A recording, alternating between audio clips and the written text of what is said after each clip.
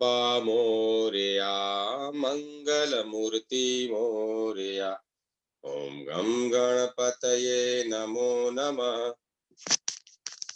श्री सिद्धि विनायक नमो नमः। अष्ट विनायक नमो नमः। गणपति बाबा मोरया, ओम मंगल मूर्ति मोरया। ओम गम गणपतये नमो नमः। श्री सिद्धि विनायक नमो नमः। अष्ट विनायक नमो नमः। गणपति बाबा मोरया, मंगल मूर्ति मोरया। ओम गम गणपतये नमो नमः। श्री सिद्धि विनायक नमो नमः। अष्ट विनायक नमो नमः। गणपति बाबा मोरया, मंगल मूर्ति मोरया। ओम गम गणपतये नमो नमः। श्री सिद्धि विनायक नमो नमः। अष्ट विनायक नमो नमः। गणपति बाबा मोरया, मंगल मूर्ति मोरया। गम गणपतये नमो नमः। श्री सिद्धि विनायक नमो नमः। अष्ट विनायक नमो नमः। गणपति बाबा मोरया, मंगल मूर्ति मोरया। ओम गम गणपतये नमो नमः। श्री सिद्धि विनायक नमो नमः। अष्ट विनायक नमो नमः। गणपति बाबा मोरया, मंगल मूर्ति मोरया। ओम गम गणपतये नमो नमः। श्री सिद्धि विनायक नमो नमः। अष्ट विनायक नमो नमः। गणपति बाबा मोरया, ओम मंगल मूर्ति मोरया। जय श्री गजानन स्वामी। जय गौरी गजानन। श्री हरि श्री हरि श्री हरि। संक्षिप्त ब्रह्म पुराण। ओम नमो भगवते वासुदेवाय। संक्षिप्त ब्रह्म पुराण। निमिषारण्य में सुत जी का आगमन, पुराण का आरंभ तथा सृष्टि का वर्णन। पूर्व काल की बात है। परम पुण्य में पवित्र निमिषारण्य क्षेत्र बड़ा मनोहर जान पड़ता था। वहां बहुत से मुनि एकत्रित हुए थे। भांति भांति के पुष्प उस स्थान की शोभा बढ़ा रहे थे। पीपल, पारिजात, चंदन, अगर, गुलाब और तथा चंपा आदि अन्य बहुत से वृक्ष उनकी शोभा वृद्धि में सहायक हो रहे थे। भांति भांति के पक्षी, नाना प्रकार के मृगों का झुंड, अनेक पवित्र जलाशय तथा बहुत सी बावलियां उस वन को विभूषित कर रही थीं। ब्राह्मण, क्षत्रिय, वैश्य, शूद्र तथा अन्य जाति के लोग भी वहां उपस्थित थे। ब्रह्मचारी, गृहस्थ, वानप्रस्थ और सन्यासी सभी जुटे हुए थे। झुंड की झुंड गौएं उस वन की शोभा बढ़ा रही थी।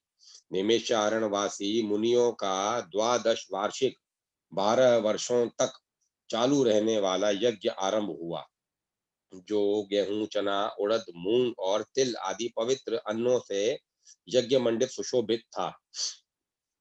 यज्ञ मंडप सुशोभित था। वहां होम कुंड में अग्नि देव प्रज्वलित थे और आहुतियां डाली जा रही थी। उस महायज्ञ में सम्मिलित होने के लिए बहुत से मुनि और ब्राह्मण अन्य स्थानों से आए। स्थानीय महर्षियों ने उन सब का यथा योग्य सत्कार किया। ऋतुजों सहित वे सब लोग जब आराम से बैठ गए, तब परम बुद्धिमान लोमहर्षण सुत जी वहां पधारे। उन्हें देखकर मुनिवरों को बड़ी प्रसन्नता हुई। उन सब ने उनका यथावत सत्कार किया। सुत जी भी उनके प्रति आदर का भाव प्रकट करके एक श्रेष्ठ आसन पर विराजमान हुए। उस समय सब ब्राह्मण सुत जी के लिए वार्तालाप करने लगे। बातचीत के अंत में सब ने व्यास शिष्य लोमहर्षण जी से अपना संदेह पूछा। मुनि बोले, साधु शिरोमणे, आप पुराण, तंत्र, छहों शास्त्र, इतिहास तथा देवताओं और दैत्यों के जन्म कर्म एवं चरित्र सब जानते हैं। वेद, शास्त्र, पुराण, महाभारत तथा मोक्ष शास्त्र में कोई भी बात ऐसी नहीं जो आपको ज्ञात न हो। महामते, आप सर्वज्ञ हैं, अतः हम आपसे कुछ प्रश्नों का उत्तर सुनना चाहते हैं। बताइए, यह समस्त जगत कैसे उत्पन्न हुआ? भविष्य में इसकी क्या दशा होगी? स्थावर जगम रूप संसार सृष्टि से पहले कहाँ लीन था और फिर कहाँ लीन होगा? लोमहर्षण जी ने कहा, जो निर्विकार, शुद्ध, नित्य परमात्मा सदा एक रूप और सर्व विजयी है, उन भगवान विष्णु को नमस्कार है। जो ब्रह्मा, विष्णु और शिव रूप से जगत की उत्पत्ति, पालन तथा संहार करने वाले हैं तथा जो भक्तों को संसार सागर से तारने वाले हैं, उन भगवान को प्रणाम है।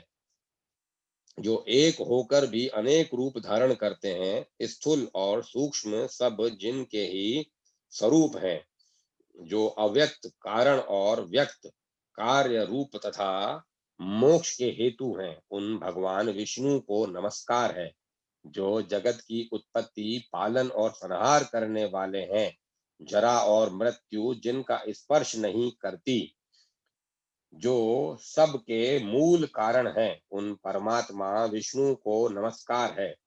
जो इस विश्व के आधार हैं, अत्यंत सूक्ष्म से भी सूक्ष्म हैं, उन सब प्राणियों के भीतर विराजमान हैं, क्षर और अक्षर, पुरुष से उत्तम तथा अविनाशी हैं, उन भगवान विष्णु को प्रणाम करता हूँ। जो वास्तव में अत्यंत निर्मल ज्ञान स्वरूप हैं, किंतु अज्ञानवश नाना पदार्थों के रूप में प्रतीत हो रहे हैं। जो विश्व की सृष्टि और पालन में समर्थ एवं उसका संहार करने वाले हैं, सर्वज्ञ हैं, जगत के अधीश्वर हैं, जिनके जन्म और विनाश नहीं होते, जो अव्यय, आदि, अनंत, अत्यंत सूक्ष्म तथा विश्वेश्वर है, उन श्री हरि को तथा ब्रह्मा आदि देवताओं को मैं प्रणाम करता हूँ। तत्पश्चात इतिहास पुराणों के ज्ञाता, वेद वेदांगों के पारंगत विद्वान, संपूर्ण शास्त्रों के तत्वज्ञ पराशर नंदर भगवान व्यास को, जो मेरे गुरुदेव हैं, प्रणाम करके मैं वेद के तुल्य माननीय पुराण का वर्णन करूंगा। पूर्व काल में दक्ष आदि श्रेष्ठ मुनियों के पूछने पर कमल योनि भगवान ब्रह्मा जी ने जो सुनाई थी, वही पाप नाशनी कथा मैं इस समय कहूंगा। मेरी वह कथा बहुत ही विचित्र और अनेक अर्थों वाली होगी। उसमें श्रुतियों के अर्थ का विस्तार होगा। जो इस कथा को सदा अपने हृदय में धारण करेगा अथवा निरंतर सुनेगा, वह अपनी वंश परंपरा को कायम रखते हुए स्वर्ग लोक में प्रतिष्ठित होगा। जो नित्य सद स्वरूप, सद सत्य स्वरूप तथा कारणभूत अव्यक्त प्रकृति है, उसी को प्रधान कहते हैं। उसी से पुरुष ने इस विश्व का निर्माण किया है। मुनिवरों, अमित तेजस्वी ब्रह्मा जी को ही पुरुष समझो। वे समस्त प्राणियों की सृष्टि करने वाले तथा भगवान नारायण के आश्रित हैं। प्रकृति से मैं तत्व से अहंकार और अहंकार से सब सूक्ष्म भूत उत्पन्न हुए। भूतों के जो भेद हैं, वे भी उन सूक्ष्म भूतों से ही प्रकट हुए हैं। यह सनातन सर्ग है। तदंतर स्वयंभू भगवान नारायण ने नाना प्रकार की प्रजा उत्पन्न करने की इच्छा से सबसे पहले जल की ही सृष्टि की। फिर जल में अपनी शक्ति का आधान किया।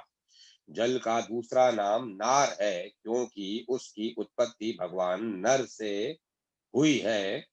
वह जल पूर्व काल में भगवान का अयन निवास स्थान हुआ, इसीलिए वे नारायण कहलाते हैं। भगवान ने जो जल में अपनी शक्तियों का आधान किया, उससे एक बहुत विशाल स्वर्णमय अंड प्रकट हुआ। उसी से स्वयंभू ब्रह्मा जी उत्पन्न हुए, ऐसा सुना जाता है। स्वर्ण के समान कांतिमान भगवान ब्रह्मा ने 1 वर्ष तक उस अंड में निवास करके उसके 2 टुकड़े कर दिए। फिर एक टुकड़े से धूलोक बनाया और दूसरे से भूलोक। उन दोनों के बीच में आकाश रखा। जल के ऊपर तैरती हुई पृथ्वी को स्थापित किया। फिर 10 दिशाएं निश्चित की। साथ ही काल, मन, वाणी, काम, क्रोध और रति की सृष्टि की।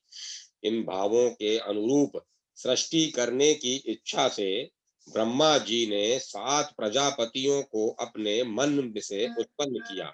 उनके नाम इस प्रकार है: मरीचि, अत्रि, अंगिरा, पुलत्स्य, पुलह, क्रतु तथा वशिष्ठ। पुराणों में ये 7 ब्रह्मा निश्चित किए गए। पुराणों में ये 7 ब्रह्मा निश्चित किए गए हैं। तत्पश्चात ब्रह्मा जी ने अपने रोष से रुद्र को प्रकट किया। फिर पूर्वजों के भी पूर्वज सनत कुमार जी को उत्पन्न किया। इन्हीं 7 महर्षियों से समस्त प्रजा तथा 11 रुद्रों का प्रादुर्भाव हुआ। जो 7 महर्षियों के 7 बड़े बड़े दिव्य वंश हैं, देवता भी उन्हीं के अंतर्गत हैं। उक्त 7 वंशों के लोग कर्मनिष्ठ एवं संतानवान हैं। उन वंशों को बड़े बड़े बड़े बड़े ऋषियों ने सुशोभित किया है। उसके बाद ब्रह्मा जी ने विद्युत, वज्र, मेघ, रोहित, इंद्रधनुष, पक्षी तथा मेघों की सृष्टि की। फिर यज्ञों की सिद्धि के लिए उन्होंने ऋग्वेद, यजुर्वेद तथा सामवेद प्रकट किए। तदंतर सांध्य देवताओं की उत्पत्ति बताई जाती है। छोटे बड़े सभी भूत भगवान ब्रह्मा के अंगों से उत्पन्न हुए हैं। इस प्रकार प्रजा की सृष्टि करते रहने पर भी जब प्रजा की वृद्धि नहीं हुई, तब प्रजापति अपने शरीर के 2 भाग करके आधे से पुरुष और आधे से स्त्री हो गए। पुरुष का नाम मनु हुआ। उन्हीं के नाम पर मनवंतर काल माना गया है। स्त्री अयोनिजा शतरूपा थी, जो मनु को पत्नी रूप से प्राप्त हुई। उसने 10,000 वर्षों तक अत्यंत दुष्कर तपस्या करके परम तेजस्वी पुरुष को पति रूप में प्राप्त किया। वे ही पुरुष स्वयंभू मनु कहे गए हैं। वैराज पुरुष भी उन्हीं का नाम है। उनका मनवंतर काल 71 चतुर्योगी का बताया जाता है।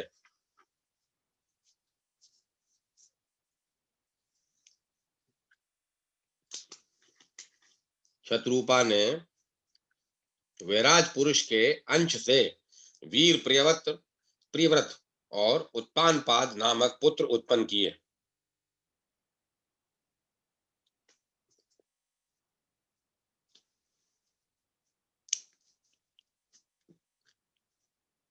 वीर से काम्या नामक श्रेष्ठ कन्या उत्पन्न हुई, जो करदम प्रजापति की धर्म पत्नी हुई। काम्या के गर्भ से 4 पुत्र हुए: सम्राट, कुक्षी, विराट और प्रभु। प्रजापति अत्रि ने राजा उत्तानपाद को गोद ले लिया।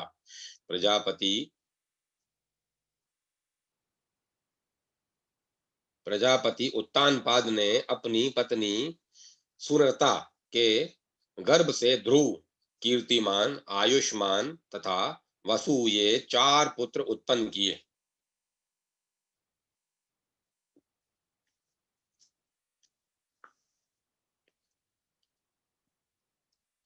ध्रुव से उनकी पत्नी शंभु ने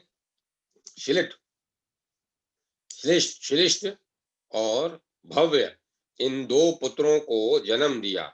शिलिष्ट के उसकी पत्नी सुछाया के गर्भ से रिपुरंज, वीर, व्रकल और व्रक तेजा, ये 5 पुत्र उत्पन्न हुए।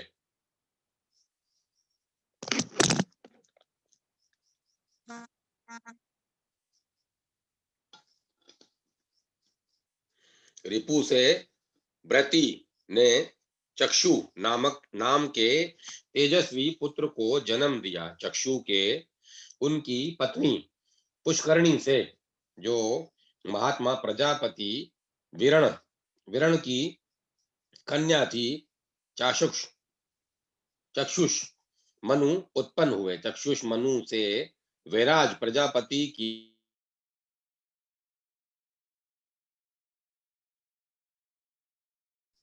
रिपु से भ्रति के चक्षुष नाम के तेजस्वी पुत्र को जन्म दिया।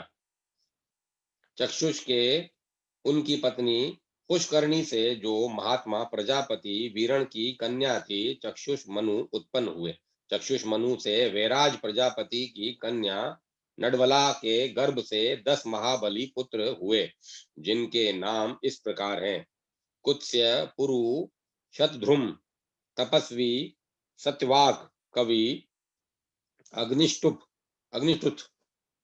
आति, रात्र, सुधुम्न तथा अभिमन्यु। पुरु से आग्रिय आग्रिय ने अंग, सुमना, स्वाति, क्रतु, अंगिरा तथा मैं, ये 6 पुत्र उत्पन्न किए। अंगिरा से सुनीता ने वैन नामक एक पुत्र पैदा किया। वैन के अत्याचार से ऋषियों को बड़ा क्रोध हुआ, अतः प्रजापतियों की रक्षा के लिए उन्होंने उसके दाहिने हाथ का मंथन किया। उससे महाराज पृथु प्रकट हुए। उन्हें देखकर मुनियों ने कहा, ये महातेजस्वी नरेश प्रजा को प्रसन्न रखेंगे तथा महान यश के भागी होंगे। वैन कुमार पृथु धनुष और कवच धारण किए अग्नि के समान तेजस्वी रूप में प्रकट हुए थे। उन्होंने इस पृथ्वी का पालन किया। राजसूय यज्ञ के लिए अभिषिक्त होने वाले राजाओं में वे सर्वप्रथम थे। उनसे ही स्तुति गान में निपुण स्तुत और मागध प्रकट हुए। उन्होंने इस पृथ्वी से सब प्रकार के अनाज दुए थे। प्रजा की जीविका चले, इसी उद्देश्य से उन्होंने देवताओं, ऋषियों, पितरों, दानवों, गंधर्वों तथा अप्सराओं आदि के साथ पृथ्वी का दोहन किया था।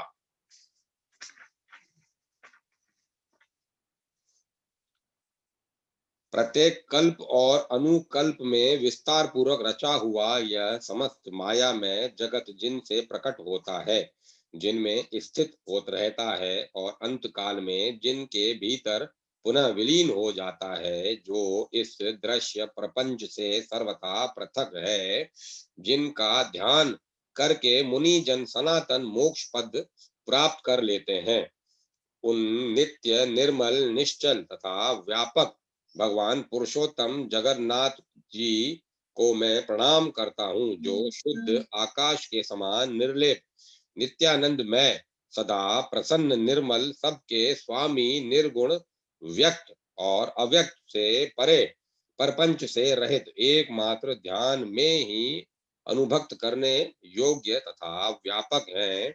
समाधि काल में विद्वान पुरुष इसी रूप में जिनका ध्यान करते हैं, जो संसार की उत्पत्ति और विनाश के एकमात्र कारण है, जरा अवस्था जिनका स्पर्श भी नहीं कर सकती तथा जो मोक्ष प्रदान करने वाले हैं, उन भगवान श्री हरि की मैं वंदना करता हूँ।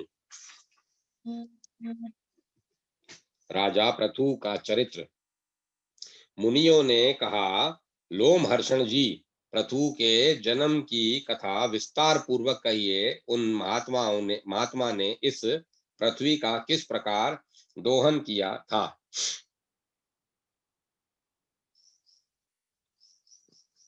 लोमहर्षण जी बोले, द्विजवरों में वेन कुमार पृथु की कथा विस्तार के साथ सुनाता हूँ, आप लोग एकाग्रचित्त होकर सुने।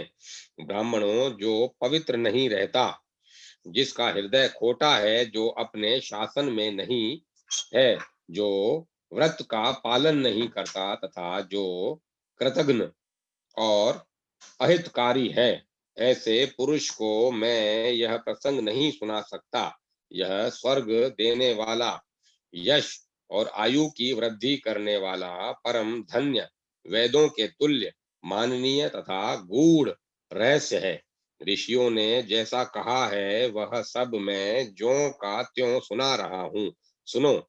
जो प्रतिदिन ब्राह्मणों को नमस्कार करके वेन कुमार पृथु के चरित्र का विस्तार पूर्वक कीर्तन करता है, उसे अमुक कर्म मैंने किया और अमुक नहीं किया, इस बात का शोक नहीं होता। पूर्व काल की बात है, अत्रि कुल में उत्पन्न प्रजापति अंग बड़े धर्मात्मा और धर्म के रक्षक थे। वे अत्रि के समान ही तेजस्वी थे। उनका पुत्र वैन था, जो धर्म के तत्व को बिल्कुल नहीं समझता था। उसका जन्म मृत्यु कन्या सुनीता के गर्भ से हुआ था। अपने नाना के स्वभाव दोष के कारण वह धर्म को पीछे रखकर काम और लोभ में प्रवृत्त हो गया। उसने धर्म की मर्यादा भंग कर दी और वैदिक धर्मों का उल्लंघन करके वह अधर्म के तत्पर हो गया। विनाश काल उपस्थित होने के कारण उसने यह क्रूर प्रतिज्ञा कर ली थी कि किसी को यज्ञ और होम नहीं करने दिया जाएगा। यजन करने योग्य यज्ञ करने वाला तथा यज्ञ भी मैं ही हूँ। मेरे ही लिए यज्ञ करना चाहिए, मेरे ही उद्देश्य से हवन होना चाहिए। इस प्रकार मर्यादा का उल्लंघन करके सब कुछ ग्रहण करने वाले अयोग्य वेन से मरीचि आदि सब महर्षियों ने कहा, वेन, हम अनेक वर्षों के लिए यज्ञ की दीक्षा ग्रहण करने वाले हैं। तुम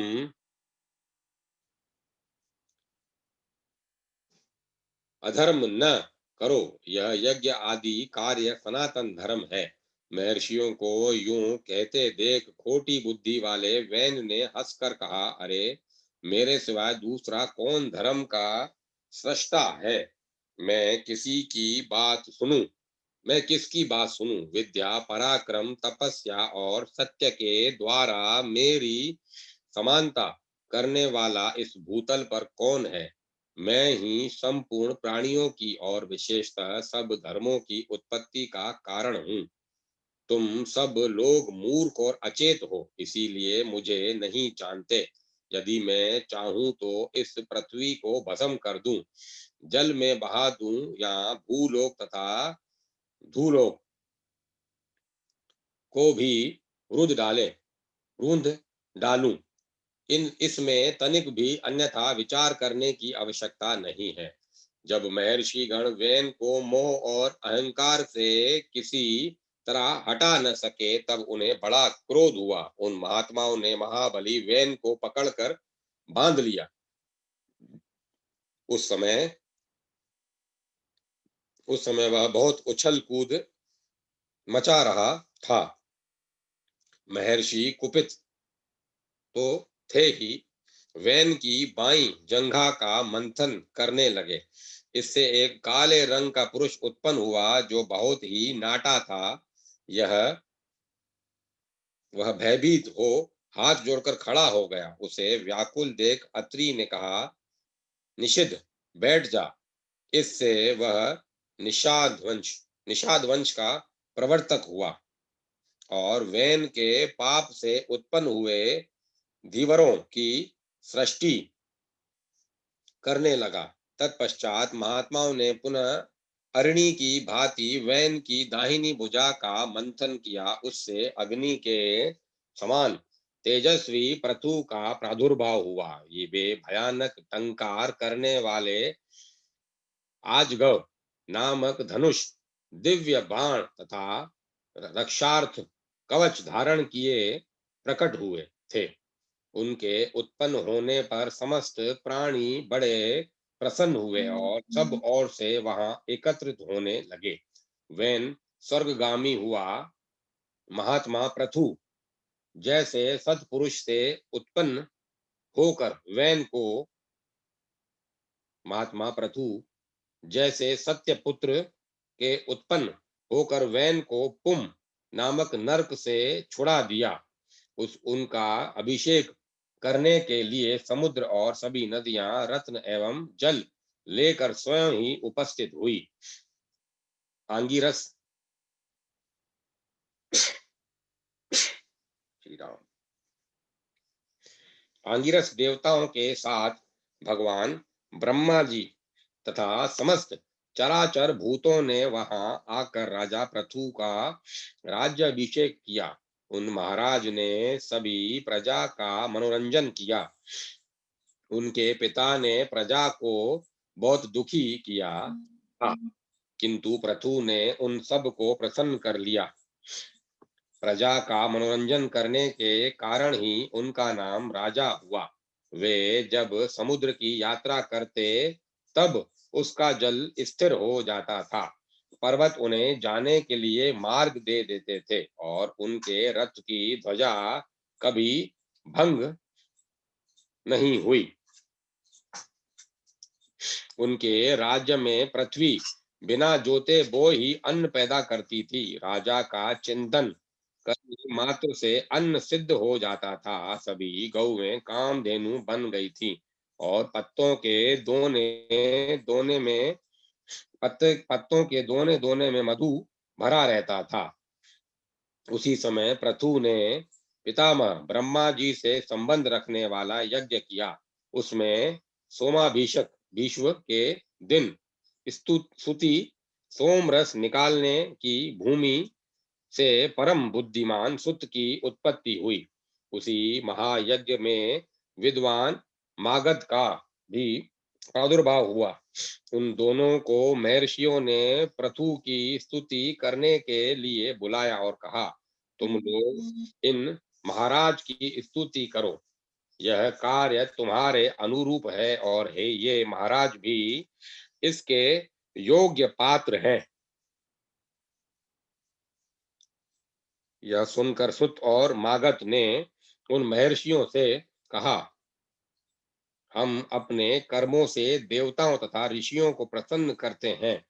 इन महाराज का नाम, कर्म, लक्षण और यश कुछ भी हमें ज्ञात नहीं है, जिससे इन तेजस्वी नरेश की हम स्तुति कर सकें।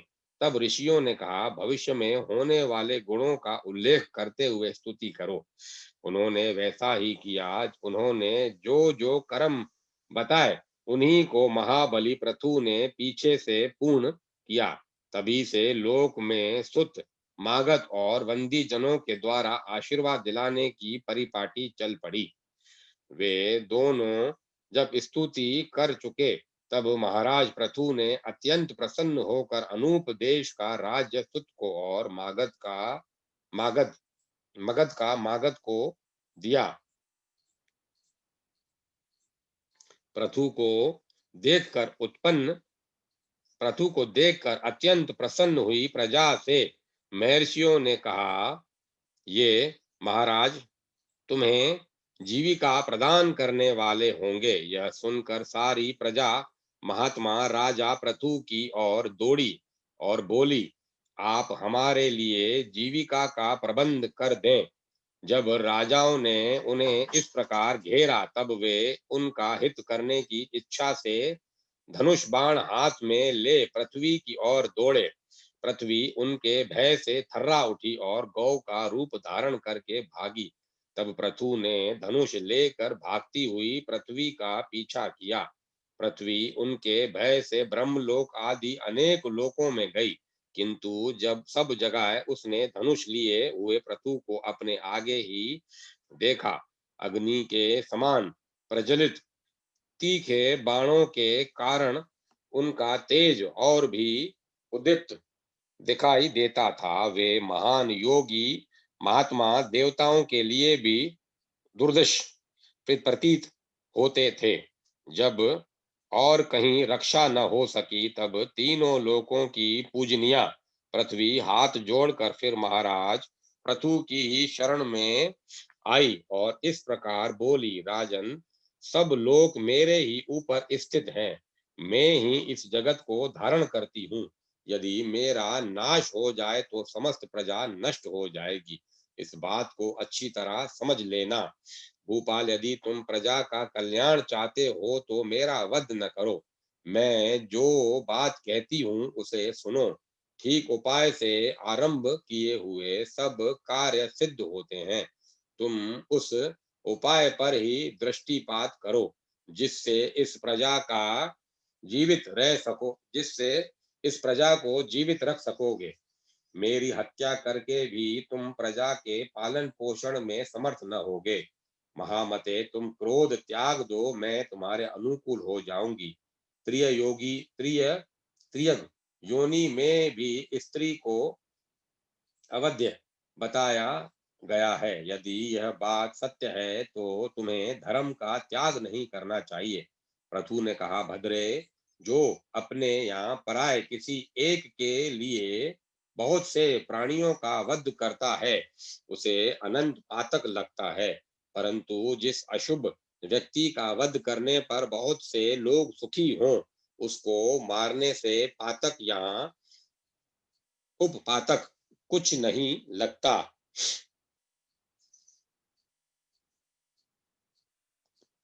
अतः वसुंधरे, मैं प्रजा का कल्याण करने के लिए तुम्हारा वध करूंगा।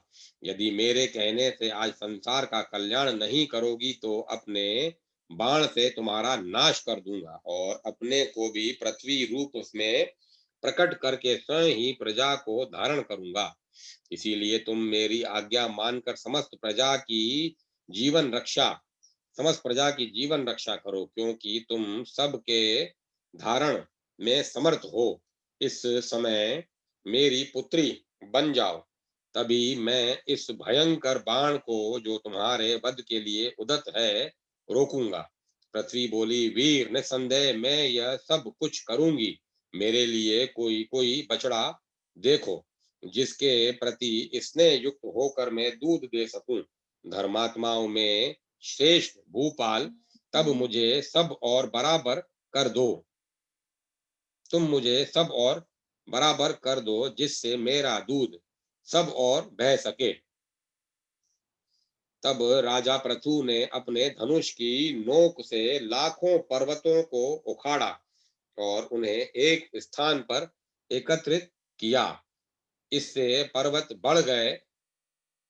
इससे पहले की सृष्टि में भूमि समतल न होने के कारण पुरों अथवा ग्रामों का कोई सीमाबद्ध विभाग नहीं हो सका था। उस समय अन्न, गोरक्षा, खेती और व्यापार भी नहीं होते थे। यह सब तो वैन कुमार पृथु के समय से ही आरंभ हुआ है। भूमि का जो जो भाग समतल था वही वहीं पर समस्त प्रजा ने निवास करना पसंद किया।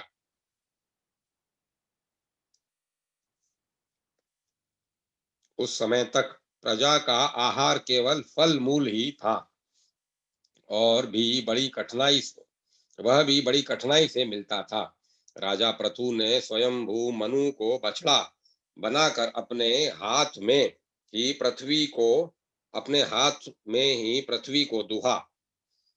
उन प्रतापी नरेश ने पृथ्वी से सब प्रकार के अन्नों का दोहन किया।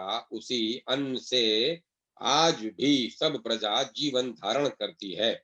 उस समय ऋषि, देवता, पितृ, नाग, दैत्य, यक्ष, पुण्यजन, गंधर्व, पर्वत और वृक्ष सब ने पृथ्वी को दुहा। उनके दूध, बछड़ा, पात्र और दोहने वाला ये सभी पृथक पृथक थे। ऋषियों में चंद्रमा बछड़ा बने, बृहस्पति ने दोहने का काम किया। तपो में ब्रह्म उनका दूध था और वेद ही उनके पात्र थे। देवताओं ने स्वर्ण में पात्र लेकर पुष्टि कारक दूध दुहा। उनके लिए इंद्र बछड़ा बछड़ा बने और भगवान सूर्य ने दोहने का काम किया। पितरों का चांदी का पात्र था। प्रतापी यम बछड़ा बने। अंत अंतक ने दूध दुहा, उनके दूध को स्वधा नाम दिया। नागों ने तक्षक को बछड़ा बनाया, तुम्बी का पात्र रखा, ऐरावत नाग से दोहने का काम लिया और विष रूपी दूध का दोहन किया। असुरों में मधु दोहने वाला बना, उसने माया में दूध दुहा। उस समय विरोचन बछड़ा बना था और लोहे के पात्र में दूध दुहा गया था। यक्षों का कच्चा पात्र था, कुबेर बछड़ा बने थे। रजत नाभ यक्ष दोहने वाला था और अंतर ध्यान होने की विद्या ही उनका दूध था। राक्षसेंद्रों ने सुमाली नाम का राक्षस बछड़ा बना, रजत नाभ दोहने वाला था। उसने कपाल रूपी पात्र में शोणित रूपी दूध का दोहन किया। गंधर्वों में चित्ररथ ने बछड़े का काम पूरा किया, कमल ही उनका पात्र था। सुरुचि दोहने वाला था और पवित्र सुगंध ही उनका दूध था। पर्वतों में महागिरी मेरु ने हिमवान को बछड़ा बनाया और स्वयं दोहने वाला बनकर शिला में पात्र में रत्नों एवं औषधियों को दूध के रूप में दुहा। वृक्षों में प्लश पाकड़ बछड़ा बन था। खिले हुए शाल के वृक्ष ने दोहने का काम किया। पलाश का पात्र था और जल ने तथा कटने पर पुनः अंकुरित हो जाना ही उनका दूध था।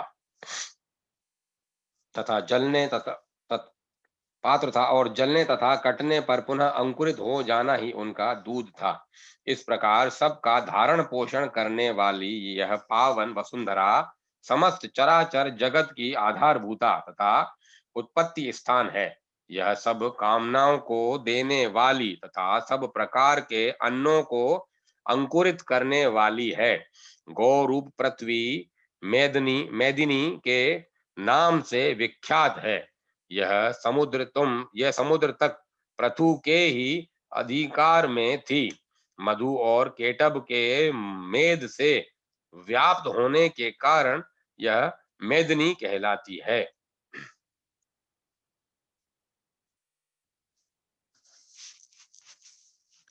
फिर राजा पृथु की आज्ञा के अनुसार भूदेवी उनकी पुत्री बन गई, इसीलिए इसे पृथ्वी भी कहते हैं।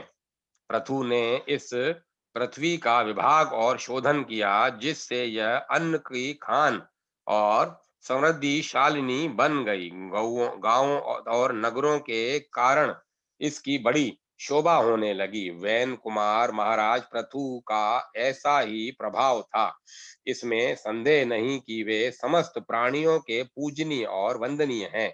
वेद वेदांगों के पारंगत विद्वान ब्राह्मणों को भी महाराज पृथु की ही वंदना करनी चाहिए, क्योंकि वे सनातन ब्रह्म योनि हैं। राज्य की इच्छा रखने वाले राजाओं के लिए भी परम प्रतापी महाराज पृथु ही वंदनीय है।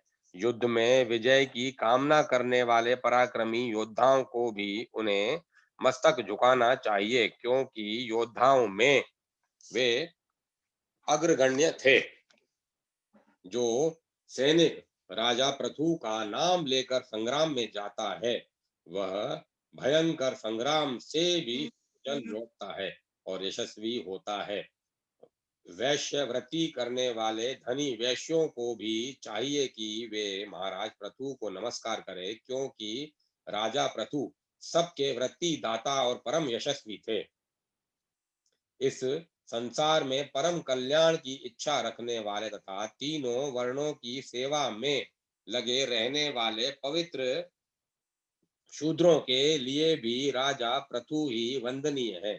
इस प्रकार जहाँ पृथ्वी को दुहने के लिए जो विशेष विशेष बछड़े दुहने वाले दूध तथा पात्र कल्पित किए गए थे, उन सब का मैंने वर्णन किया।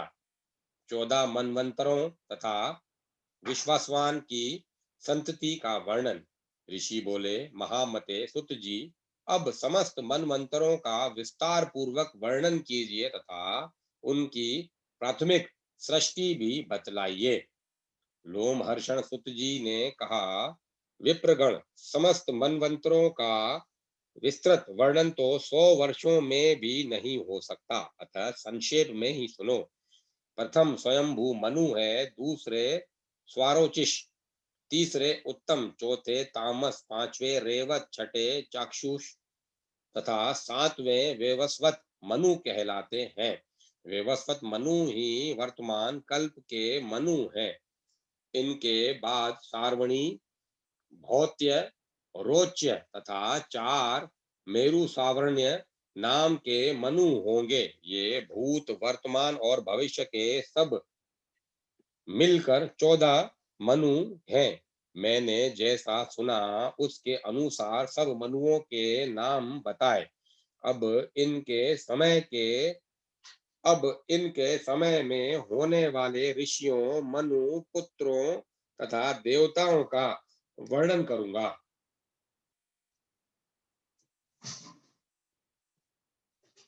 मरीचि, अत्रि, अंगिरा, पुलह, क्रतु, पुलत्स्य और तथा वशिष्ठ, ये 7 ब्रह्मा जी के पुत्र उत्तर दिशा में स्थित हैं, जो स्वयंभू मनवंतर के सप्तऋषि हैं।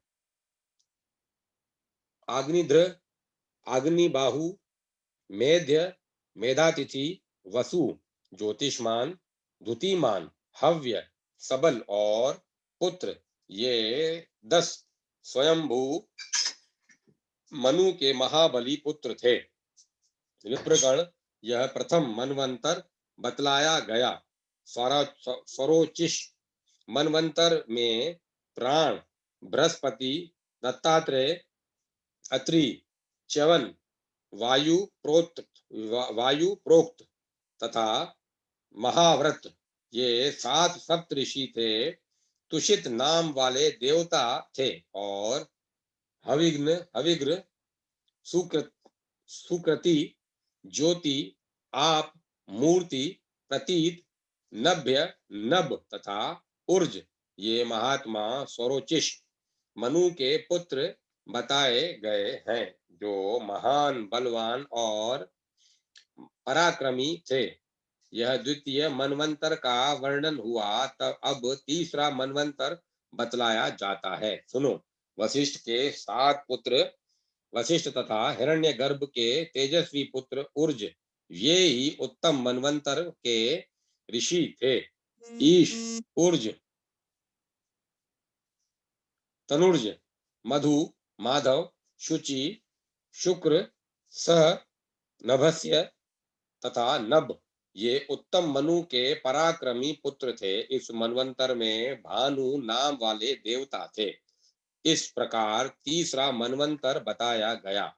अब चौथे का वर्णन करता हूँ। काव्य, पृथु, अग्नि, जहुन, दाता, कपिवान और अकपिवान, ये 7 उस समय के सप्तऋषि थे। सत्य नाम वाले देवता थे। धृति, तपस्या, सुतपा, तपोभूत, सनातन, तपोरित, अकल्पमाश, तन्वी, धनवी और परंतप, ये 10 तामस मनु के पुत्र कहे गए हैं। यह चौथे मनवंतर का वर्णन हुआ। 5वां रेवत मनवंतर है। उसमें देवबाहु, युधुर्ध, वेदशिरा, हिरणरोमा, परजन्य, सोमनंदन, उदर्वबाहु तथा अत्रि कुमार, सत्य नेत्र, ये सप्तऋषि थे। अभूत रजा और प्रकृति नाम वाले देवता थे। धृतिमान, अव्यव्य युक्त, तत्वदर्शी, निरुत्सुक, आरण्य, प्रकाश, निर्मोह, सत्यवाक और कृति, ये रेवत मनु के पुत्र थे। यह 5वां मनवंतर बताया गया। अब छठे, चक्षुष मनवंतर का वर्णन करता हूँ सुनो। उसमें भृगु, नभ, विवस्वान, सुधामा, विरजा, अति, नामा और सहिष्णु, ये सप्तऋषि थे। लेख नाम वाले पांचवा,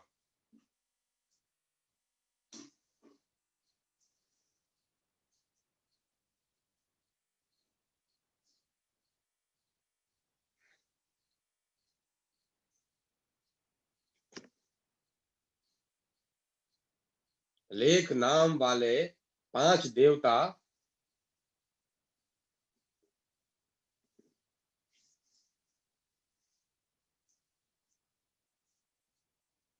लेख नाम वाले पांच देवता थे।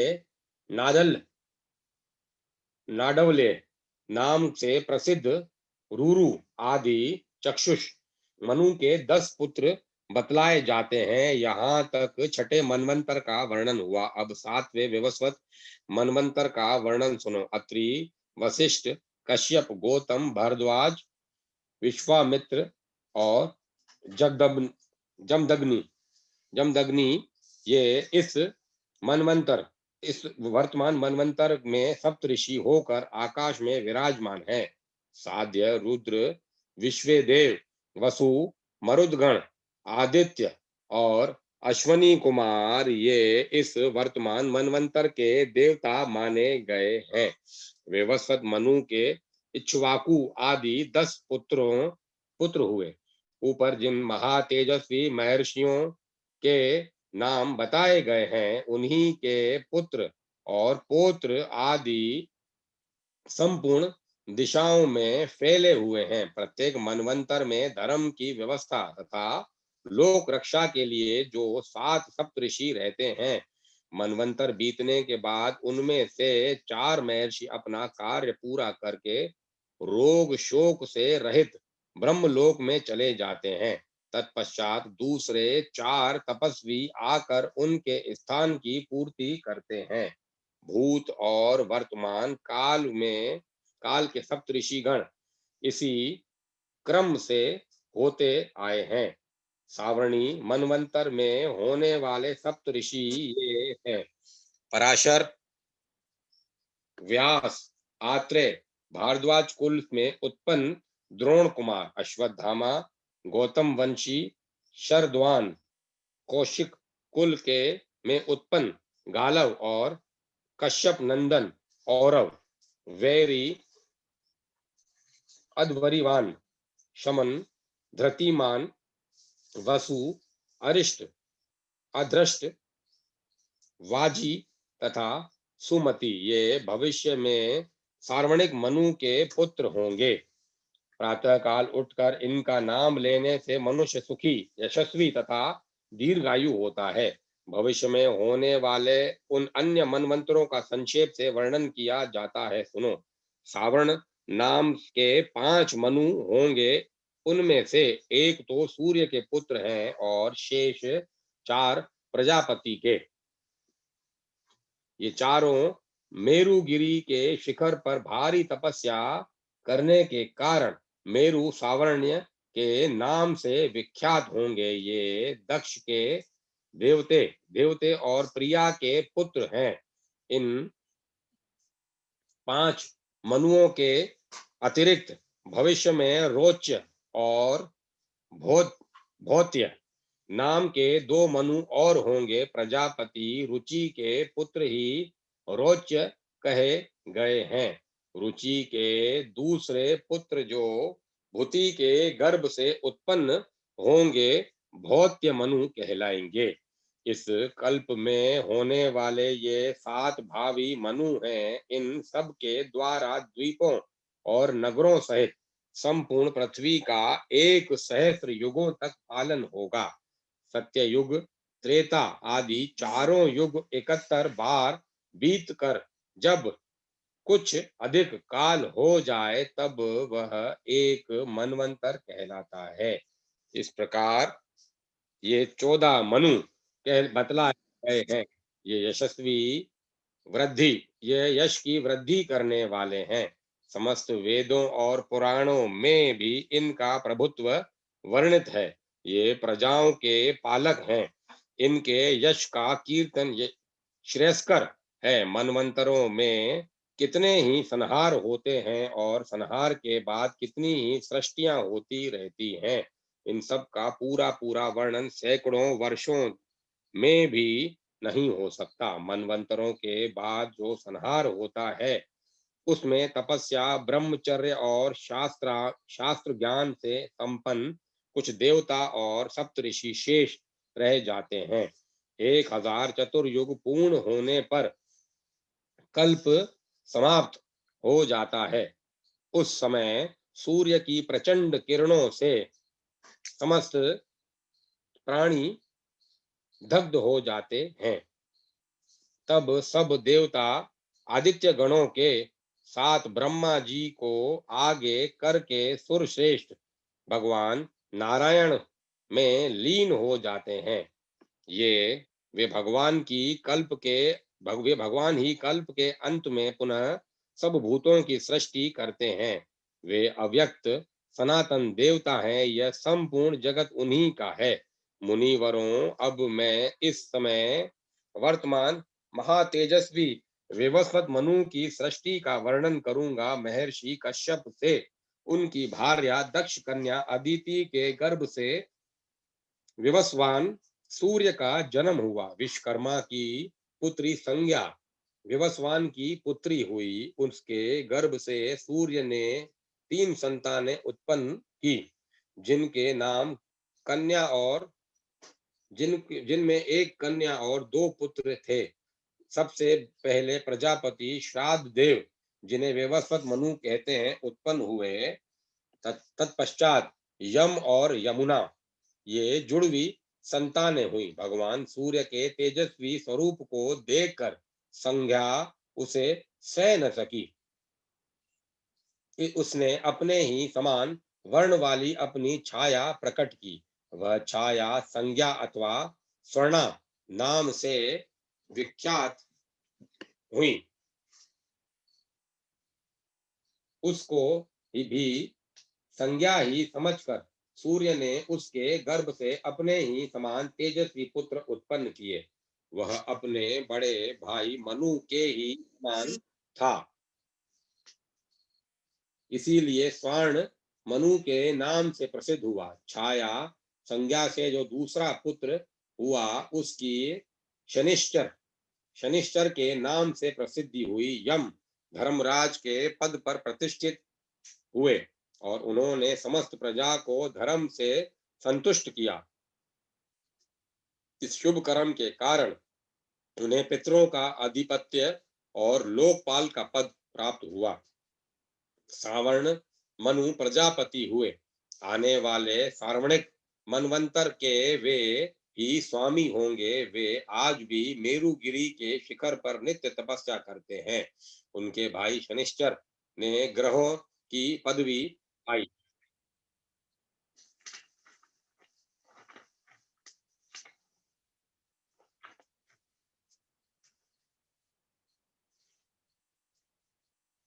वैवस्वत मनु के वंशजों का वर्णन। लोमहर्षण जी कहते हैं, वैवस्वत मनु के 9 पुत्र उन्हीं के समान हुए। उनके नाम इस प्रकार हैं: इक्ष्वाकु, नाभाग, दृष्ट, शर्याति, नरिशंत, प्रांशु, अरिष्ट, करुष तथा प्रशद्र। एक समय की बात है, प्रजापति मनु पुत्र की इच्छा से मैत्रा वरुण वरुण याग कर रहे थे। उस समय तक उन्हें कोई पुत्र नहीं हुआ था। उस यज्ञ में मनु ने मित्रावरुण के अंश की आहुति डाली। उसमें से दिव्य वस्त्र एवं दिव्य आभूषणों से विभूषित दिव्य रूप वाली इला नाम की कन्या उत्पन्न हुई।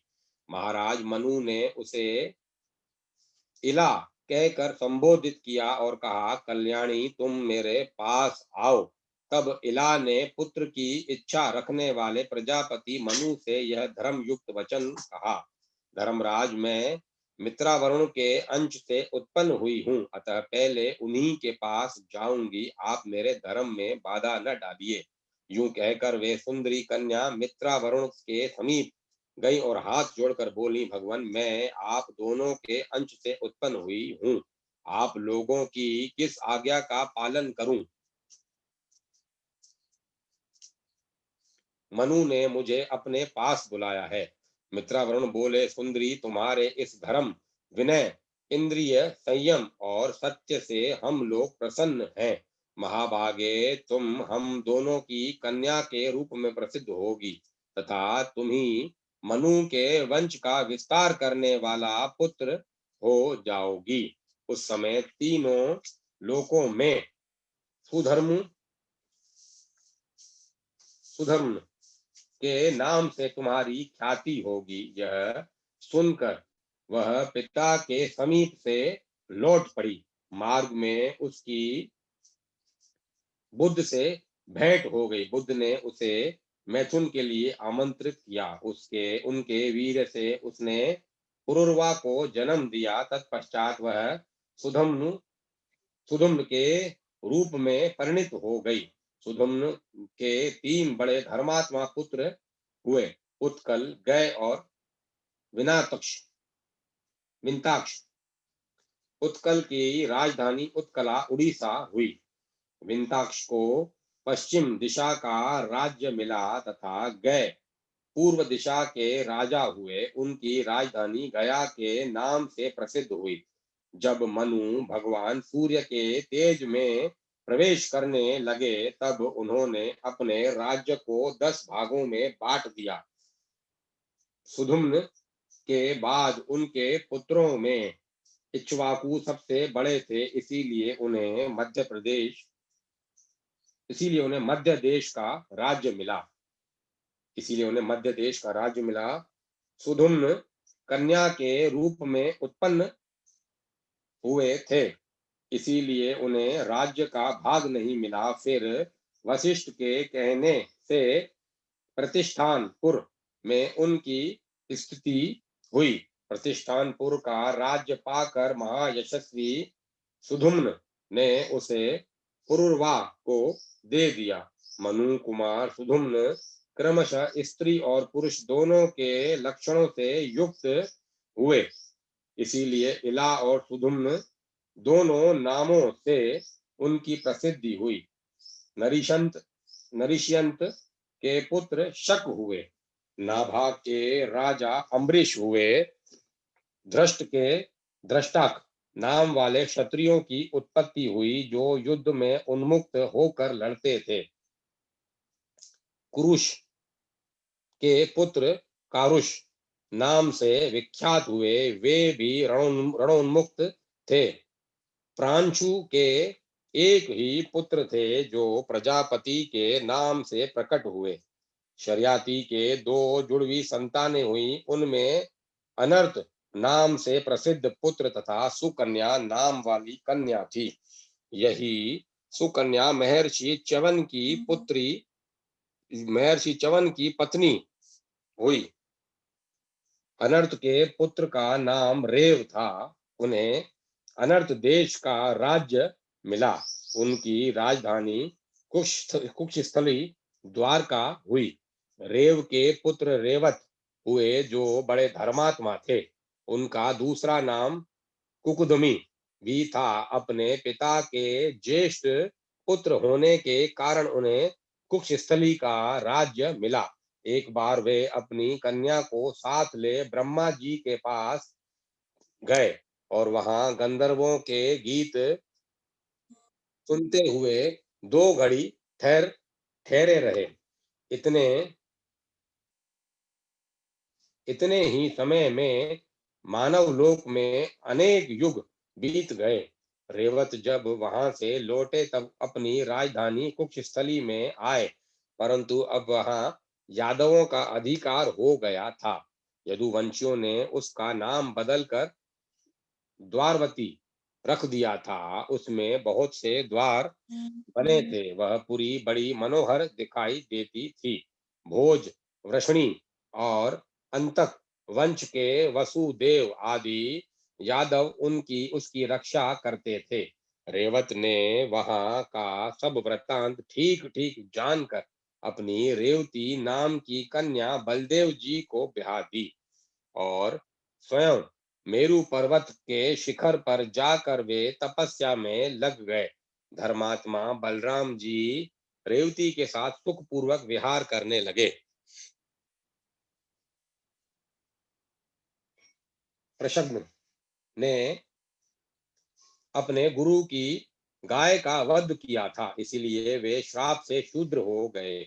इस प्रकार ये विवस्वत मनु के 9 पुत्र बताए गए हैं। मनु जब छींक रहे थे उस समय इक्ष्वाकु की उत्पत्ति हुई थी। इक्ष्वाकु के 100 पुत्र हुए।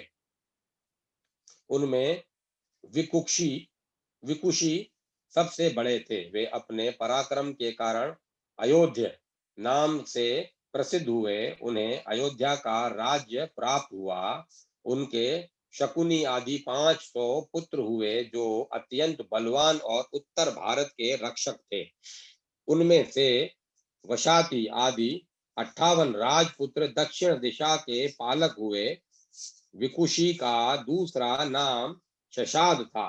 इक्ष्वाकु के मरने पर वे ही राजा हुए। शशाद के पुत्र कुकुत्स्य, कुकुत्स्य के अनेना, अनेना के प्रथु, प्रथु के विष्टाक्षर, विष्ट्राक्षर, विष्ट्राक्षर के आर्द्र, आर्द्र के युवनाक्षर और युवनाक्षर के पुत्र श्रावस्त्र हुए।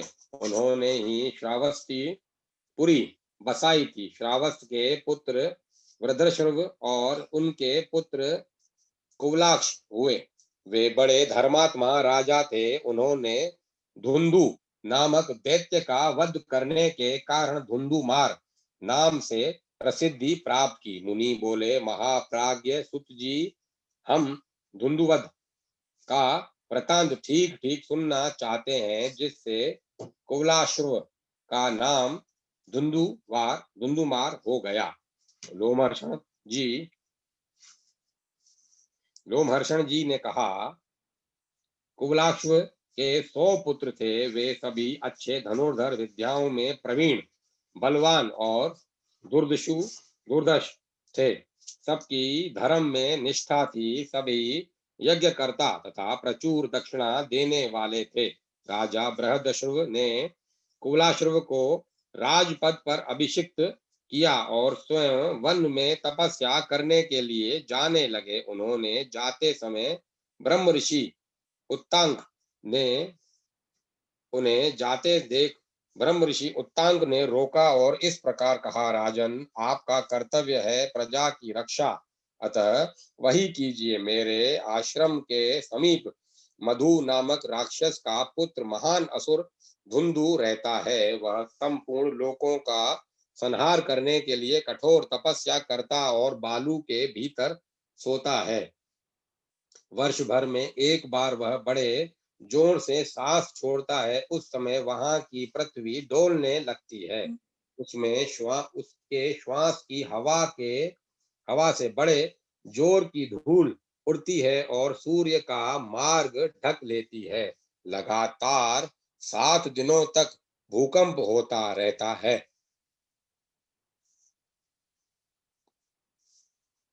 इसीलिए अब मैं अपने उस आश्रम में रह नहीं सकता। आप समस्त लोगों के हित की इच्छा से उस विशालकाय दैत्य को मार डालिए।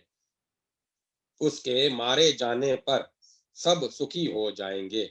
वृद्धश्रव बोले, भगवान, मैंने तो अब अस्त्र शस्त्रों का त्याग कर दिया है। यह मेरा पुत्र है, यही धुंधु दैत्य का वध करेगा। राजऋषि बृहदश्रव अपने पुत्र कुवलाश्रव को धुंधु के वध की आज्ञा दे स्वयं पर्वत के समीप चले गए। कुवलाक्ष अपने सब पुत्रों को साथ ले धुंधु को मारने चले। साथ में महर्षि उत्तंक भी थे। उत्तंक के अनुरोध से संपूर्ण लोकों का हित करने के लिए साक्षात भगवान विष्णु ने कुबलाक्ष के शरीर में अपना तेज प्रविष्ट किया। धुर्धर्ष वीर कुबलाक्ष जब युद्ध के लिए प्रशिस्त हुए तब देवताओं का यह महान शब्द गूंज उठा, ये श्रीमान नरेश अवध्य है, इनके हाथ में आज धुंधु अवश्य मारा जाएगा, इनके हाथ से आज धुंधु अवश्य मारा जाएगा।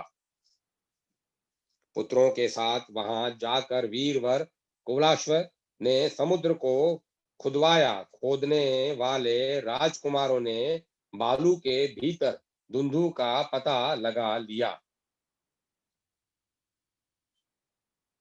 वह पश्चिम दिशा को घेर कर पड़ा था। वह अपने मुख की आग से संपूर्ण लोकों का संहार सा करता हुआ जल का स्तोत्र बहाने लगा। जैसे चंद्रमा के उदय काल में समुद्र में ज्वार आता है, उसकी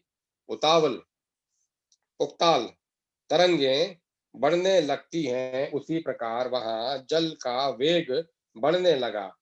कुलाश्रव के पुत्रों में से 3 को छोड़कर शेष सभी धुंधु की मुखाग्नि में जलकर भस्म हो गए। तदंतर महातेजस्वी राजा कुबलाक्ष ने उस महाबली धुंधु पर आक्रमण किया।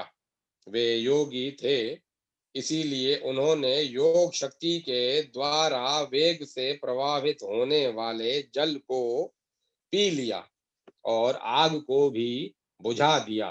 फिर बलपूर्वक उस महाकाय जलचर राक्षस को मारकर महर्षि उत्तांग का दर्शन किया। उत्तांग ने उन महात्मा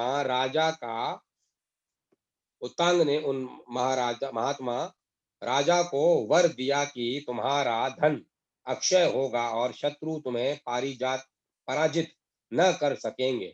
धर्म में सदा तुम्हारा प्रेम बना रहेगा तथा अंत में तुम्हें स्वर्ग लोक का अक्षय निवास प्राप्त होगा। युद्ध में तुम्हारे जो पुत्र राक्षस द्वारा मारे गए हैं, उन्हें भी स्वर्ग में अक्षय लोक प्राप्त होगा। धुंधुमार के जो 3 पुत्र युद्ध से जीवित बच गए थे, उनमें द्रोणाक्ष सबसे ज्येष्ठ थे और चंद्राक्ष तथा कपिलाश्व उनके छोटे भाई थे। द्रोणाक्ष के पुत्र का नाम हर्षव था। हर्षव का पुत्र निकुंभ हुआ, जो सदा क्षत्रिय धर्म में तत्पर रहता था। निकुंभ का युद्ध विशारद पुत्र सनातश्व था। सनातश्व के 2 पुत्र हुए, अक्रशाद्व और कृशार्व। उसके हेमवती नाम की एक कन्या भी हुई, जो आगे चलकर दृशद्वती के नाम से प्रसिद्ध हुई। उसका पुत्र प्रसन्नजित हुआ, जो तीनों लोकों में विख्यात था। प्रसेनजीत ने गोरी नाम वाली पतिव्रता स्त्री से ब्याह किया था, जो बाद में पति के शाप से बहुधा नाम की नदी हो गई। प्रसेनजीत के पुत्र राजा युवनाश्व हुए। युवनाश के पुत्र मानधाता हुए। वे त्रिभुवन विजयी थे। शश बिंदु की सुशीला कन्या चैत्ररथी, जिसका दूसरा नाम बिंदुमती भी था, मानदाता की पत्नी हुई। इस भूतल पर उसके समान रूपवती स्त्री दूसरी नहीं थी। बिंदुमती बड़ी पतिव्रता थी। वह 10,000 भाइयों की ज्येष्ठ भगिनी थी। मानधाता ने उसके गर्भ से धर्मज्ञ कुरुकुत्सित और राजा मचुकुंद, ये 2 पुत्र उत्पन्न किए। पुरुकुत्सित के उनकी स्त्री नर्मदा के गर्भ से राजा त्रसदस्यु उत्पन्न हुए। उनसे संभूत का जन्म हुआ। संभूत के पुत्र शत्रुदमन त्रिधनवा हुए। राजा त्रिधनवा से विद्वान त्रयारुण हुए। उनका पुत्र महाबली सत्यव्रत हुआ। उसकी बुद्धि बड़ी खोटी थी। उसने विवाहिक मंत्रों में विघ्न डालकर दूसरे की पत्नी का अपहरण कर लिया। बाल स्वभाव, कामासक्त कामासक्ति, मोह, साहस और चंचलतावश उसने ऐसा कुकर्म किया था। जिसका अपहरण हुआ था वह उसके किसी पुरवासी की ही कन्या थी। इस अधर्म रूपी शंख कांटे के कारण कुपित होकर त्रियारुण ने अपने उस पुत्र को त्याग दिया। उस समय उसने पूछा, पिताजी, आपके त्याग देने पर मैं कहाँ जाऊं? पिता ने कहा, ओ कुल कलंक, जा चंडालों के साथ रह। तुझ मुझे तेरे जैसे पुत्र की आवश्यकता नहीं है। यह सुनकर वह पिता के कथनानुसार नगर से बाहर निकल गया। उस समय महर्षि वशिष्ठ ने उसे मना नहीं किया। वह सत्यव्रत चंडाल के घर के पास रहने लगा। उसके पिता भी वन में चले गए।